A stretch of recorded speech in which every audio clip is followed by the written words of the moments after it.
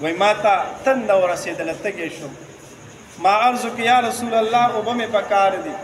پیغمبر علیه الصلاة والسلام مبارک راته وفرمیل راته ویلې ای عقیل لاړ شه مخامخ دغه غر ته او دغه غر ته ووایه چې رسول الله مبارک درته سلام وایي او بیا ورته ووایه چې ستا په سینه کې کومې اوبه دي د هغه اوبو نه ماله اوبه راکړه چې زه اوبه وڅښمه کاڼي ته وایي کاڼي ته غر کاڼی دی که نه دی کاڼی خبره اوري مونږ اکثر له یو کس خبره نه اوري مونږ ورته اوس هم ځان نه د کاڼی جوړ کړی بیخي یو خبره در باندې اثر نه کوي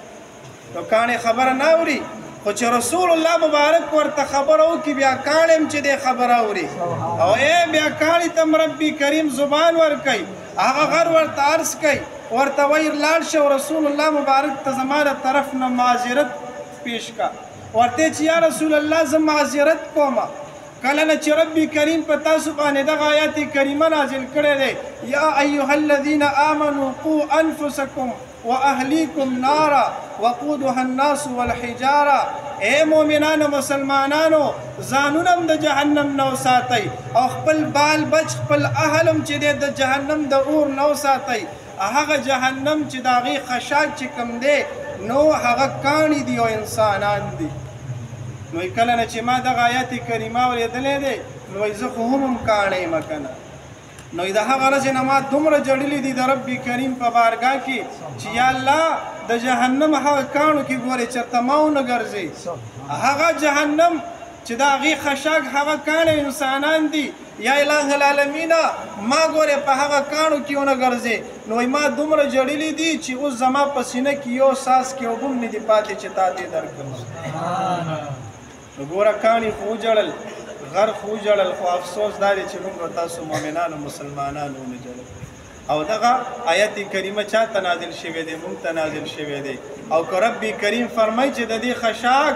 دا به کاڼي وي نو ورسره انسانان هم یاد کړي دي انسانان هم خشاک دي ربي کریم د زموږ او ستاسو خپل عبادت او بندګي نصیب کړي میلاد النبي صلی الله علیه وسلم محافل دا هغه محافل دي چې په دې کې د رسول الله صلی الله علیه وسلم مبارک کمالات هغه بیانېږي رسول الله مبارک د کاڼو سره خبرې کړي دي کاڼي د رسول الله مبارک په خبرو باندې پېښ شوي دي رسول الله مبارک د کاڼو په خبرو باندې پېښ شوي دي رسول الله مبارک د خر سره خبرې کړي دي تاسو به مشهوره واقعه ده چې کله د خیبر په غنیمت کې هغه درازگوش چې موږ تاسو ورته خر وایو هغه مبارک خر هغه بختور خر چې رسول الله صلی الله علیه وسلم مبارک په قسمت کې رسېدلی هغه چې رسول الله مبارک ورته نوم پیفور ایښودلی او هغه زناور چې هغه د رسول الله مبارک د ختم نبوت ګواهي کړې ده ګوره چې څوک کلم قادیانیانو سره خبرې شي ورته وایي هغه خر مبارک خر عظیم خر دا خر لفظ زمونږ د پوهې دپاره وایو ګینې هغه ته یو ښایسته نوم چې څنګه رسول الله مبارک ورته طیفور نوم ایښودی هغه مبارک طیفور هغه د رسول الله مبارک د ختم نبوت ګواهي کړې ده ورته وایي یا رسول الله زه په خپل نسل کې د ټولو نه اخرینی یم او په پیغمبرانو کې ته د ټولو نه اخرینی یم نو زه هم اخرینی یم او ته هم اخرینی نو تا نه بعد چې دی بل پیغمبره راتلونکی نشته دی نو زناورو د رسول الله مبارک د ختم نبوت ګواهي کړې ده ځکه خو موږ تاسو وایو کله چې تاجدار ختم نبوت زنده‌باد زنده‌باد تاجدار ختم نبوت زنده‌باد زنده‌باد ډېره ښایسته ناره ده ګورې زړه ته سکون ورکوي قرار ورکوي زموږ د دې استادانو یو درنه وه نو زه ورته ملګرو په زور باندې بوتلم وایي راځه چې لاړ شو ولې ته خپل حق دپاره نوځې چې تا ته هم څه حق میلو شي که نه نو خار کې مې یو کار و هغې پسې ما ورته یاره زما له مزه نه راکوي دغه تلل د دنیا لپاره مونږ چې د ختم نبوت دپاره او د ناموس رسالت دپاره نشو وتې الحمدلله مونږ خو وځو خو هغه موقع خو مونږ ته نه میلاویږي نو مې دې لپاره در سره نه ځمه خو بیا هم بهرحال ایجې کې مې څه کار وخوانه چې راتلون ورننه وکړو نو هغې نارې لګولې تاسو په رب کریم یقین وکئ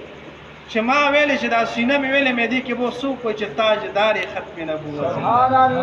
خپلې نارې به وهلې مې دې کې به چې دلته راغو میلاد میاشت وه امیر استاد ته چاته مې ویلې مې لکه دا ناره راته ووایه تاجدار ختم نبوت په رب یقین وکړئ داسې مې ورته ویلې مې لږه دا ناره راته ووایه ځکه چې ماسپښین هلته تللی وم او دې زړه مې بړاس کوله چې دغه ناره به کله پکې لګېږي